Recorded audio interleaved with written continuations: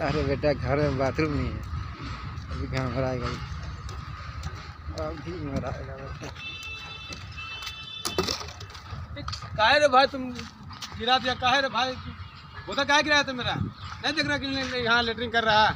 अरे रास्ता में क्या हकता है रे, क्या हकता है रास्ता में? अरे भैया मेरे तो उधर इधर बैठ गया कि मेरा ही हो रहा है ना, उधर सांप ऊपर निकलता है भैया, बोल के हम इधर बैठे हुए हैं। घर में बाथरूम नहीं है, घर में बाथरूम नहीं है? तो घर में बाथरूम है तो भैया यहाँ हमको लेटरिन लग गया, तुम घर में जा भैया, अगले घर जा भैया। हम आप बोतल पानी गिरा दिए भैया आप मेरा।